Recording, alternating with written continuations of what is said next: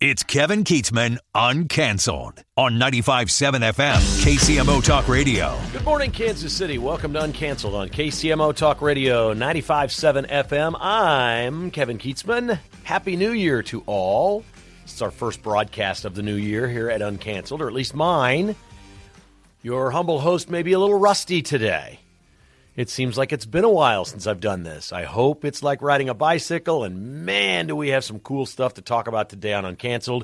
And of course, we will open the phone lines to your phone calls because I'm going to guess many of you, just like me, are insanely proud Americans today after seeing what our military forces did, capturing and extracting Nicolas Maduro from Venezuela in the cover of night in a mission that was so complicated and detailed, I don't think we will know for weeks or months how hard this was to pull off.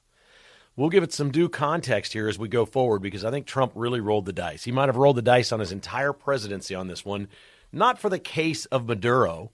Okay, now that it's worked out, this won't be like the defining moment for most American citizens. They're going to want to see the economy do well. They're going to want good things to happen, lower tax. We know what folks want. This wasn't on the top of the list for most Americans because maybe they don't think about the geopolitical part of this, how it affects Russia and China, the oil, the drugs, all these other things involved. Most people don't want to think about that stuff in their daily lives. But Trump took a very, very, very big risk here. If this had not gone well, it could have derailed his entire presidency. And I've not heard one person talking about this in the 2+ days since Maduro's been extracted. And yes, I love that word, extracted. We're going to toss him in front of a 92-year-old Orthodox Jew judge in New York, ladies and gentlemen. Just giving you the description of Judge Alvin Hellerstein. He is 92 years old. Really? We flew this guy out of Venezuela, brought him to New York City, perp walked him, made him wear, what was the thing that looked like Mickey Mouse ears he was wearing? On the one walk, Maduro's walking through and he had that weird hat on. What is that? Some kind of a safety, anti-suicide, cover your face thing? I don't even know what that was. But as they're walking him, and he doesn't walk right, he's in handcuffs. I mean, he couldn't have looked more like a stooge. It looked like he's wearing Mickey Mouse ears. It's just hysterical. The optics of this have been great. Did you know they flew him? We're going to see some great film, not video, film. I think we filmed this. I think you're going to see one of those great Trump videos not too long from now about this entire process and how excellent this was. They flew him around the Statue of Liberty to film it and show the world. There's the Statue of Liberty. Mamdani the communist is the mayor of New York. I'm bringing your commie buddy in here with you, and we're going to lock him up. And we're going to put him in this prison, this jail in Brooklyn, that is so bad they complain that the water is brown, the rats are everywhere, the guards are mean, they pound loud music at us all night so we can't sleep. There is more complaining about abuse in this jail than pretty much anywhere. And that's why they send so many high-profile people there. Diddy was there. I think this Luigi Mangione is in there right now. Ghislaine Maxwell was in there. Sam Bankman-Fried, the disgraced financier, has been put in there.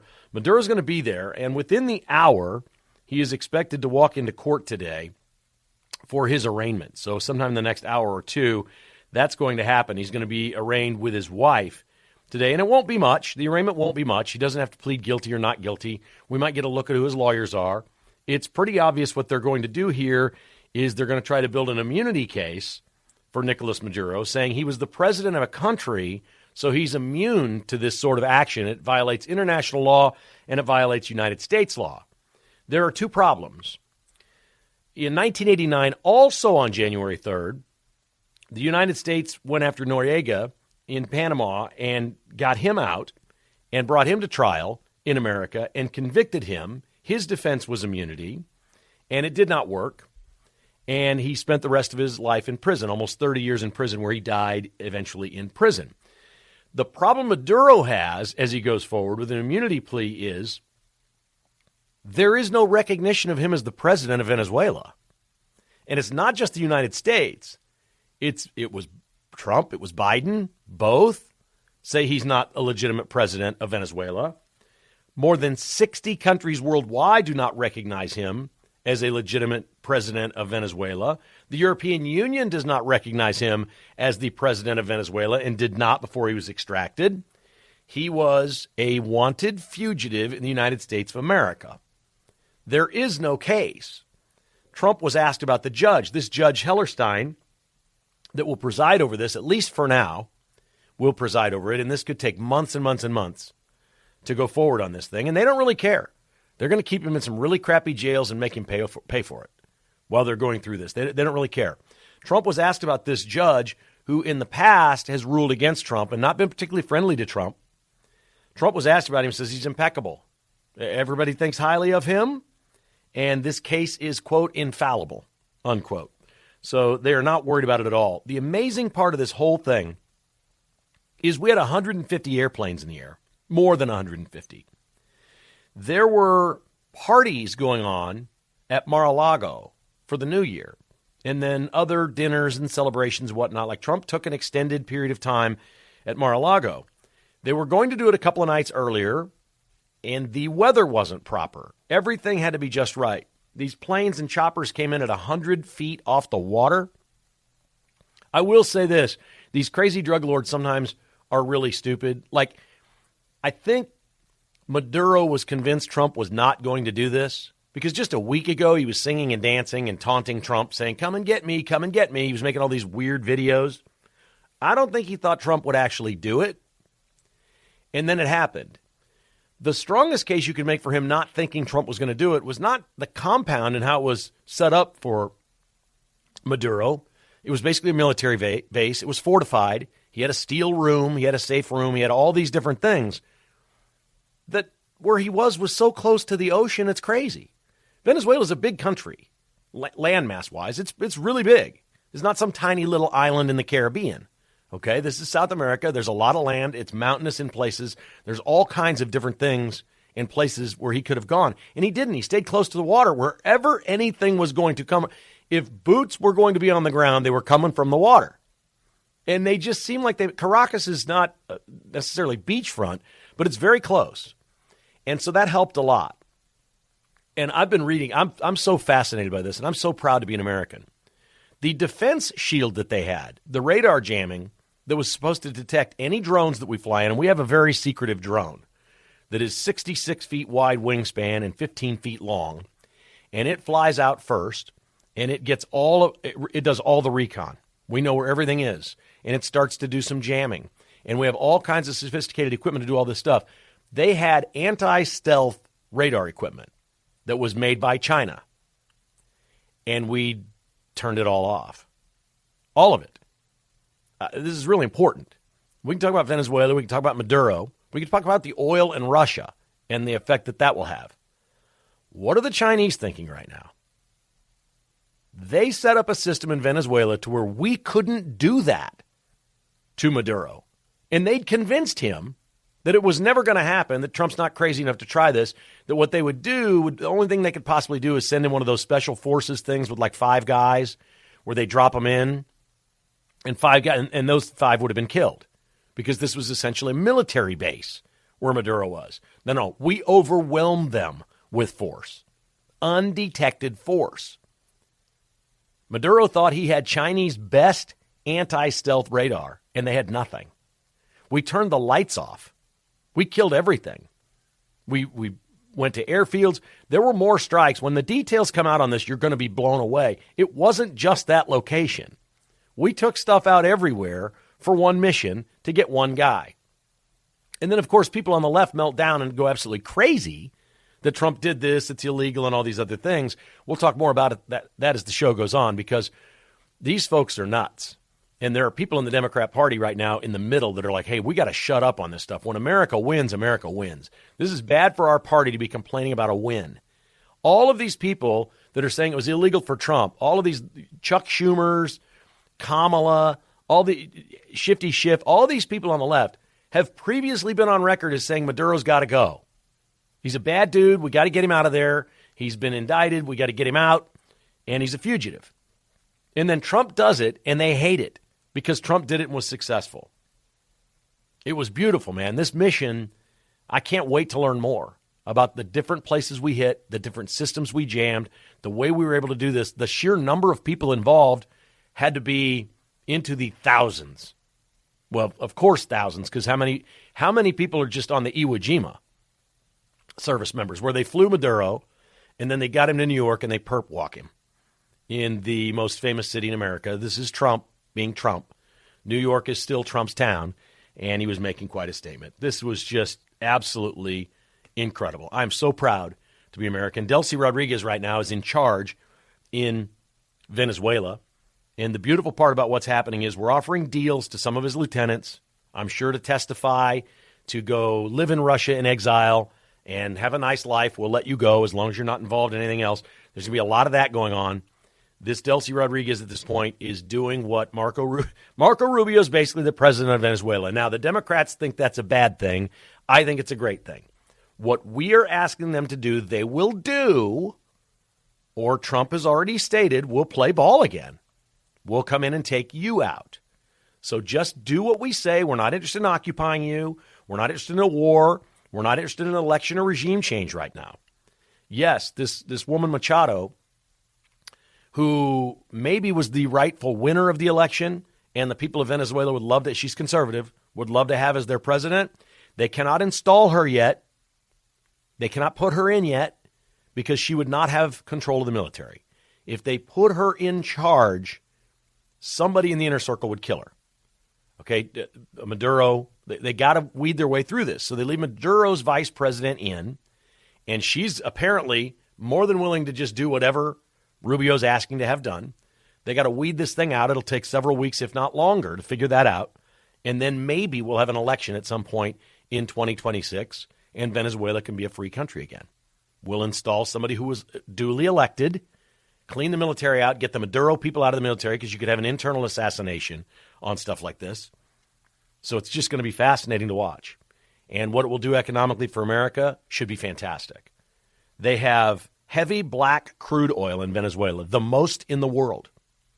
There are very few places that are good at refining this and turning it into gasoline and using it. It's difficult. The 5 best places on earth to refine the heavy black crude are in the Gulf of America, in the United States. We are experts at this, and all of that oil is headed our way. I'll take it. And if that's what the Dems want to make this about, knock yourself out. These people are crazy.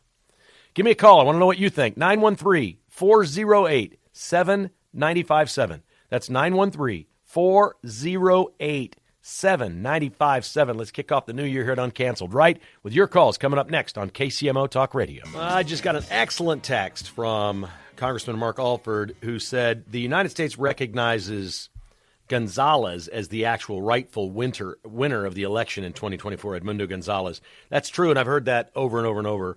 Machado's the woman who had been reportedly in Europe or other places. I get confused a little bit on this.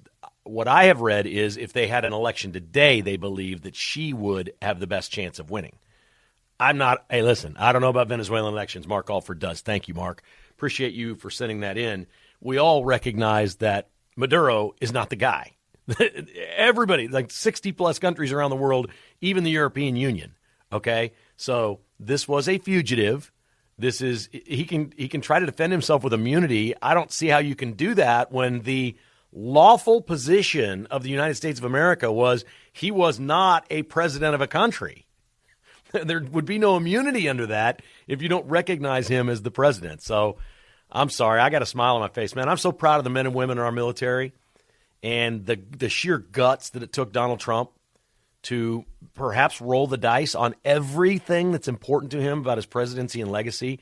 Do you know how many ways this could have gone poorly? Nobody's talking about that. We just think the United States military is invincible and we can do no wrong, okay? And we are that good, and our hearts break when something bad happens. But my goodness, this was one risky deal. Amazing. All right, let's go to the phones. Mark and Lenexa is up first today. Good morning, Mark. You're on KCMO Talk Radio. Hey, Kevin. How are you today? Happy New Year. Happy New Year. You know, I've been listening to Pete this morning and you now, and I get, but I voted for him 3 times, but this isn't what I voted for him. I sit here and I think I was listening to you talk about how they landed all, but we still can't land planes at Reagan National. Our infrastructure's falling apart.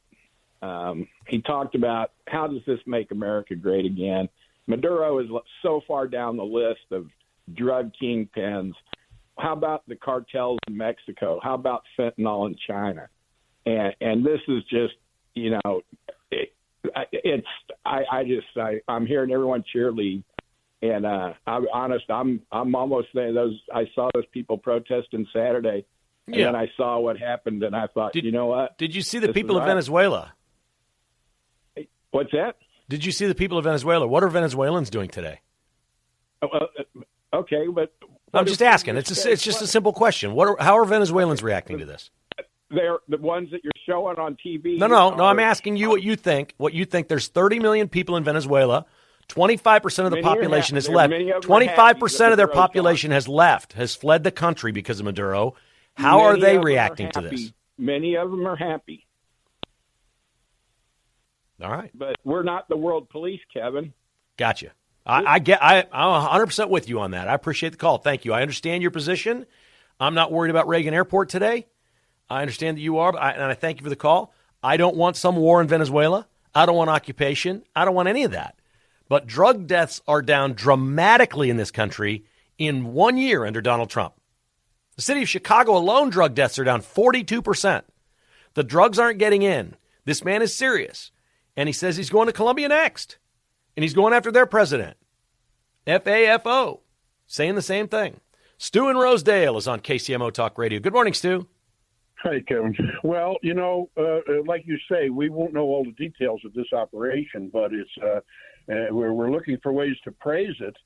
And I came up with a little bit of shorthand way to praise the operation, because when you look at this kind of coordinated military and intelligence effort, also informed by great daring, it's the sort of operation that one might expect of a country like Israel.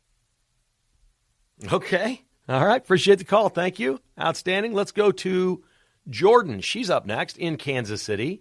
Looks like she's got some history with Venezuela. Good morning, Jordan. Hi, Kevin. Yeah, I worked for a decade for a Kansas City nonprofit called Unbound, and we headquartered here in Kansas City, but we worked with people dealing with poverty all around the world. And I was working. Part of my job is part of the marketing communications. I was one of the writer editors. I had to monitor the news in case we needed to cover a volcano erupting in Guatemala or whatever. And so I paid a lot of attention when Maduro started taking over all of our,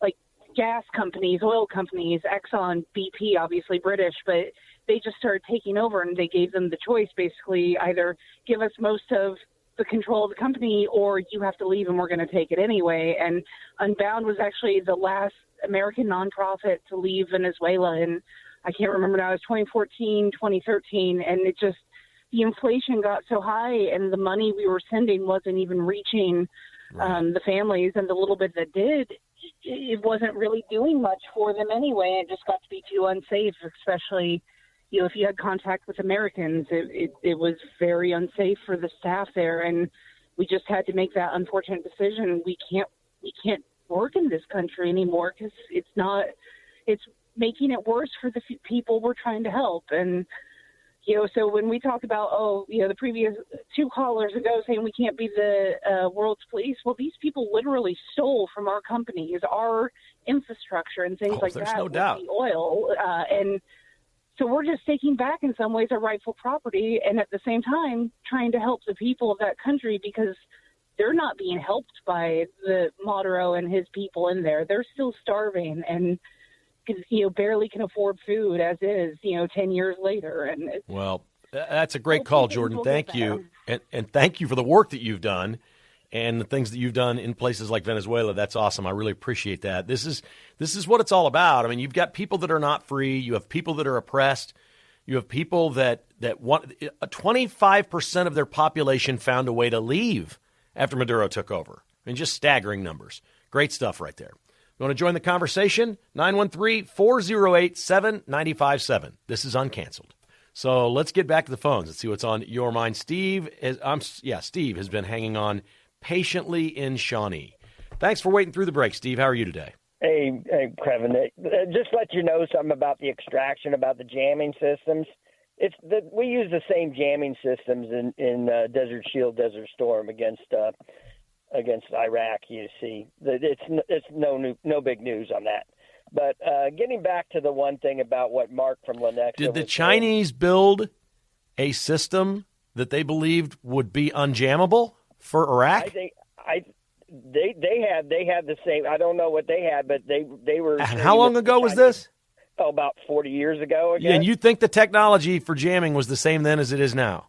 Chinese are lazy about technology and trading off the cheap stuff, you know? Okay, it's good just enough. Cheap stuff. Okay, well, moving on about Mark from Lenexa. I understand. I'm not too big on being the world cop either, but this is a thing that's in our backyard. And the thing is, if it has the Chinese involved, that puts a priority on it. If they're trading oil and other things, it's a little bit more deeper than that. That's why the priority was Venezuela and taking Maduro out, and he's not a legitimate leader of Venezuela. Okay. Now, another thing, I just want to get this off my chest. There was a certain federal political person named Sharice David who made a statement that she was totally against that because that Trump didn't go towards Congress to enact a war against Venezuela. That's not the way you do things. You got to go at the surprise attack. You know, if we want to go full-fledged war, then that's something he can deal with, you know, maybe 30 to 60 days, and he can approach Congress and do an act of war against Venezuela. Sharice David is making some riffles about this, and I really find that Congress needs to step back and let the president deal with this thing. Yeah, they're going to lose on this one big time. And there's a report at Daily Caller today.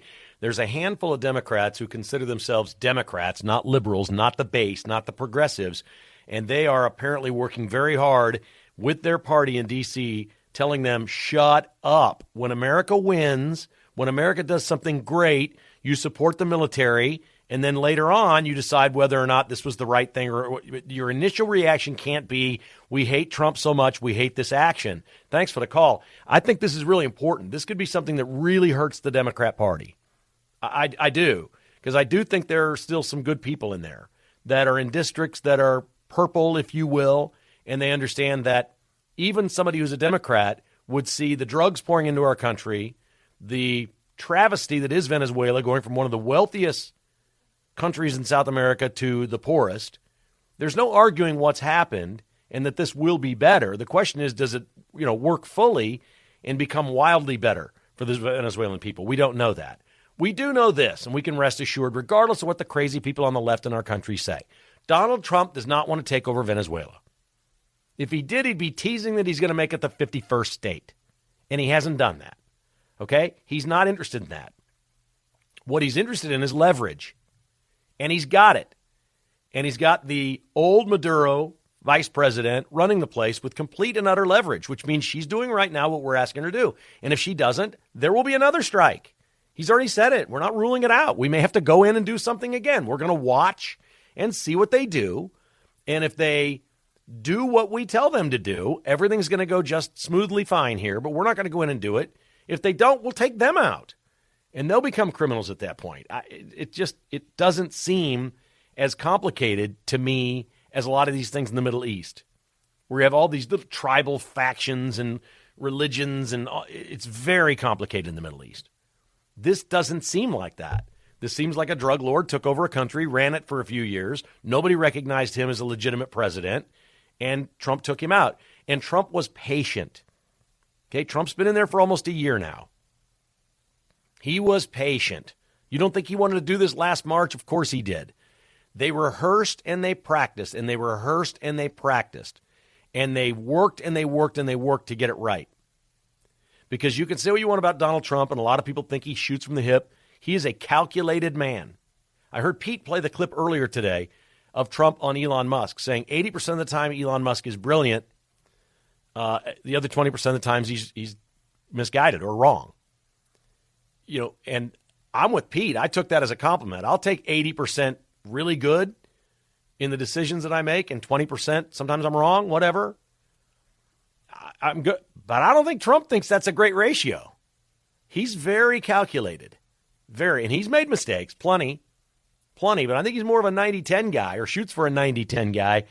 What I want to know is what he was told the percentage chance was that we would send thousands of people into this action, over 150 planes in the air, go in there, get him, not lose any aircraft, and not lose one single person. I want to know what the percentage chance of that was. It couldn't have been 50%, could it? Could it possibly have been 50%? We got a helicopter that was hit, but they got it out of there. We had 2 soldiers wounded that are apparently going to be okay. And I want to know what the chances are that was going to happen. I don't think anybody told Trump, hey, there's a 99% chance, we just go in there and grab him and get him out of there and it's all good. I can't believe that. Maybe it was better than 50%. I'm just throwing darts here, but I find it hard to believe that this was a 99% possibility. This was really, really complicated. Let's go to Jeff from Shawnee. Good morning, Jeff. You're on KCMO Talk Radio. Well, actually, I'm back in Arizona for 3 months. But, hey, what a wonderful day in America, man. Tim Walz ain't going to run again next year. We got the stock markets breaking records today. And, hey, anytime I can keep drugs from coming across the border, and this is the actions you have to do, until a congressman or a lobbyist or a senator loses a family member to fentanyl, they might think about it all different. Hey, man, this is all what we voted for. Hey, man, like Charlie Sheen said, hey, this is winning, man. Winning. No doubt about it. Thank you, Jeff. I appreciate that. I always appreciate you calling. And note, I said Jeff from Shawnee, not Jeff in Shawnee. Very important distinction there. Very. You nailed it. Mark put it right on the board perfectly. It's from Shawnee. Currently in Arizona. Jeff, thank you. Nice day in Arizona, I'm sure. Mark is in Brookville talking Venezuela. What's up, Mark? How you doing today? I'm doing a lot better after Saturday morning. That was quite a deal, wasn't it? Yeah, I was up at 2 o'clock anyway, getting rid of some rented beer, but I watched it all from 2 o'clock on. I never went to bed till Saturday night. You had the adrenaline flowing, didn't you? Yep, I was pumped up. But good for you, man. For Stu, there were 24,299 flights last month, 2025, at Reagan Airport in Washington, D.C. And that helmet or the Mickey Mouse ears you were talking about? Yeah. That's a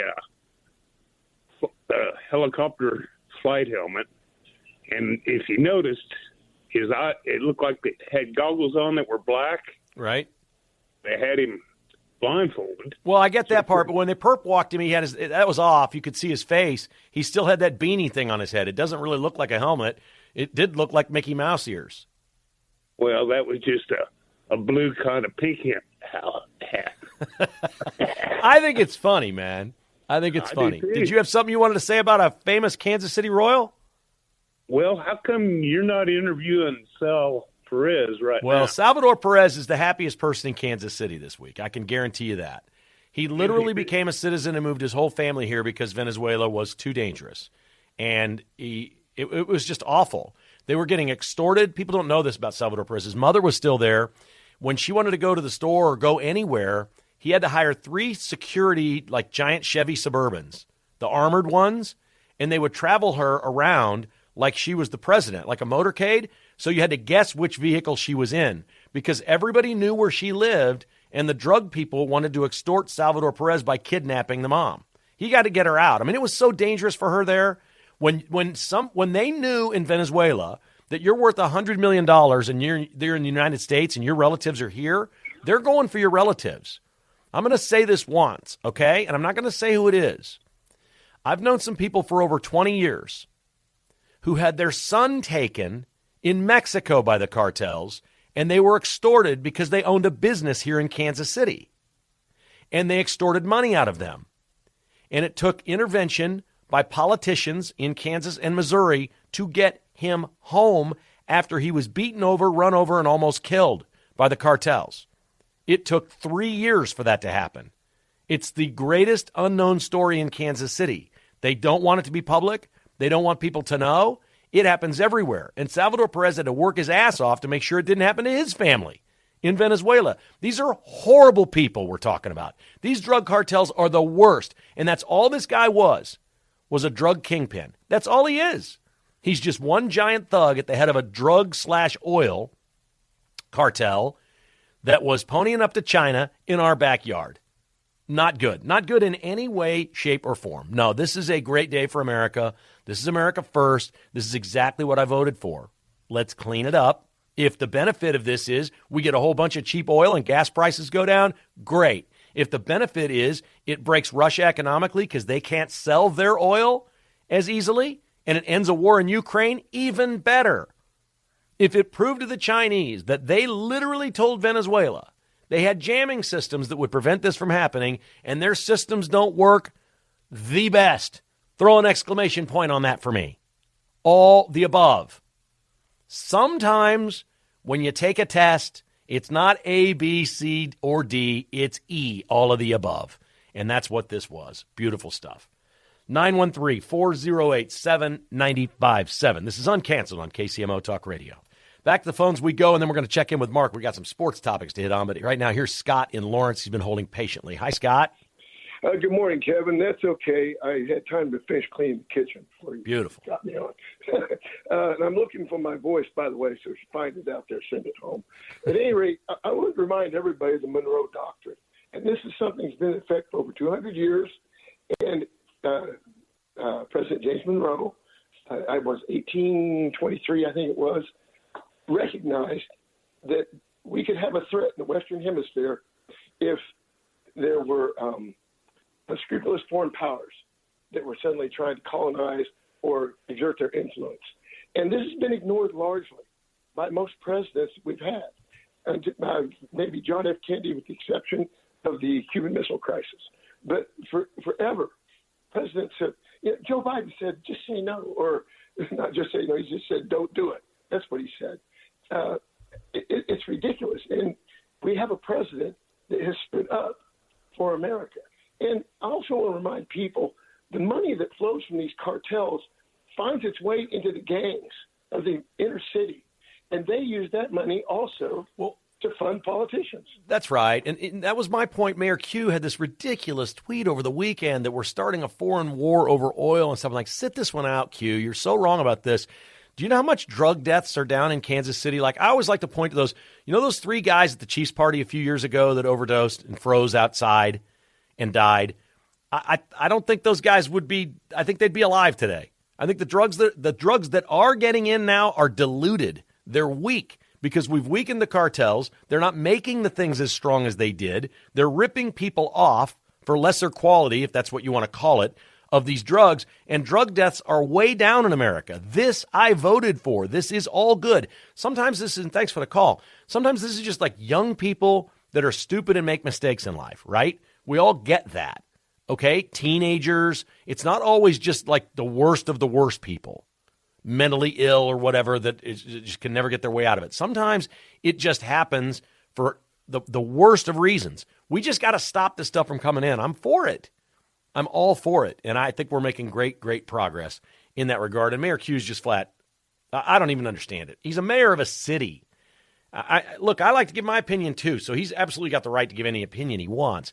How does that help him politically going forward? To just jump with the left and say Trump is starting a foreign war over oil. Nobody believes that. Nobody believes that we're going to war in Venezuela. If you do believe that, you've got a problem. You've got Trump derangement syndrome. And Trump derangement syndrome will get you fired or out of the business quickly. Tim Walz is learning the hard way today. He's not running for re-election in Minnesota because he had Trump derangement syndrome, essentially. And they got caught up in all this Somalian fraud. It's over for him, and he's announcing that today. All right, let's take the last couple of minutes here, check in with Mark Van Sickle, who I haven't spoken much with over the last 10, 12 days or so as the holidays were here. Everything good in your world, buddy? Happy New Year. Thank you. Happy New Year to you as well. Yeah, it's been fun just watching a lot of sports over the last couple of weeks. Yes, indeed. Going into play yesterday, if you reversed every one-score game in the NFL, In other words, the team that lost by 1 score gets the win instead. The Chiefs would have been the 1 seed, and the Broncos would have been dead last in the AFC. Makes sense. The Chiefs were 0-8 this year versus playoff teams. They went out with a whimper, but they get to pick number 9 in the draft. And we've got reports everywhere that they're blowing this team up, and they're going to reboot. Are you on board? I'm on board. This is the year to do it. When you miss the playoffs, that's really the only chance. If you want to keep being a contender, you got to do it in this year. So I'm definitely down with that. The Seahawks are the number 1 seed. This is your Team B for you. Yep. I saw a post yesterday that the last 3 times a pope has been selected, that the Seahawks were the 1 seed and went to the Super Bowl. Well, they became the 1 seed. The first 2 times they made it to the Super Bowl, we don't know about this year. Mm-hmm. Have we verified that? Is that true about the last 3 popes? It is true. What kind of sports stat is that? It's a nice inter-religion and sports stat. I hate to think that Seattle Catholics root for bad things to happen to the Pope, but maybe they do. I don't know. Matt Quatraro gets a 3-year contract extension to manage the Kansas City Royals. This will take him through the 2029 season. He is the 7th winningest Royals manager already. He had winning seasons the last 2 years, which was a pretty good trick. Where would you rank him with Royals managers? He's pretty good, isn't he? Yeah, I'd say probably top 5 at least. But I think it's higher than that. Yeah, I guess so. They've got a good really run of great managers. So, yeah, and what I really like about this, Mark, is to me it says that he's committed to the Royals. Like he could have let this thing play out. There's plenty of teams that would have hired him. Mm-hmm. So he must believe this can work here, and that really excites me because I think he's a wanted man. I think if he managed out his year this year, that a lot of teams would come after him. Yeah, I don't think there's any question. The FCS title game tonight is in Nashville, Illinois State and Montana State. This is the one Villanova did not make, correct? Yep. Okay. I got Montana State. You do? Are you going to watch? I think it's Taco. What's his name? Taco Dowdle. Oh, He's got to get another touchdown. And you can go to FanDuel and put a wager in. Oh, yeah. All right, let me know how that goes, okay, buddy? Will do.